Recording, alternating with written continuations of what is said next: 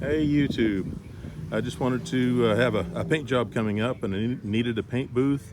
So I got this Vevor paint tent, mainly just because it was the biggest one I could find. Trying to give you lots of room inside to set up cabinet doors on a Lazy Susan. It's a bit of a pain to set up, and it's part of the problem was, of course, I didn't read the instructions, and the other part is it's not what I expected, that the poles go across and the back pole stays in the back. I thought the poles were going to cross diagonally, but they don't. So you have a back pole and a front pole, and they do overlap on the ceiling to carry it. So the back pole makes the ceiling in the front, and the front pole makes the ceiling in the back. So they cross on the sides. Not what I expected, but it makes sense, and it gives you a lot of room inside without having a center peak. It's able to spread out the peak.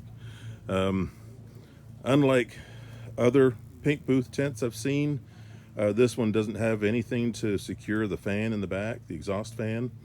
Some of the Wagner ones have a rubber band, I don't know what else to call it, but have an elastic strip that secures the fan, and a little screen there that helps to actually connect it to the tent. So I really don't like that, and you have to be careful how to secure the fan, because otherwise it's going to be falling all over the place.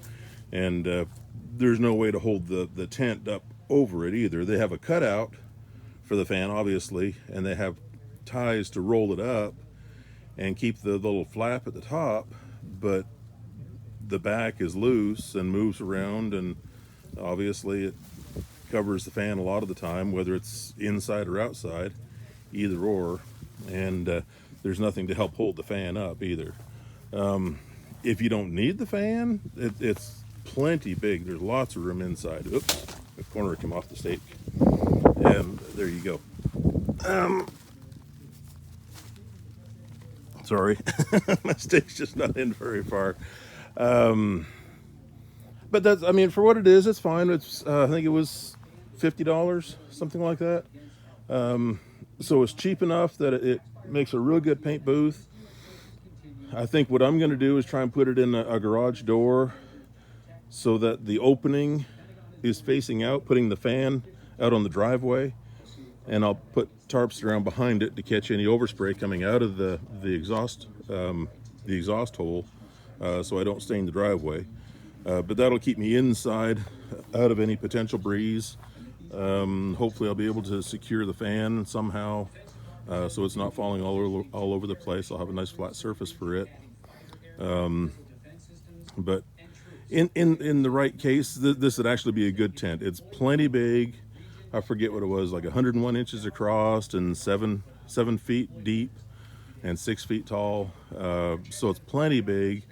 It's easy to get some kind of platform with a Lazy Susan inside, so you can spin your doors and spray from the front to the back.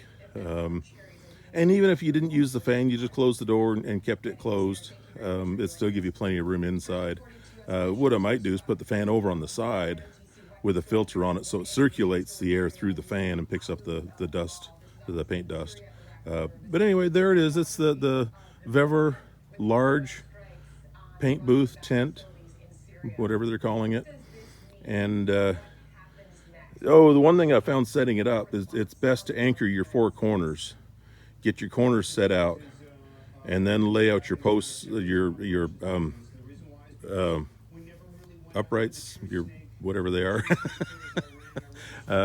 so that they lay across towards the corners they're going to, and then stand them up and clip them to the sides, because the clips on the tent actually help hold the tent poles, I guess, from bending too far.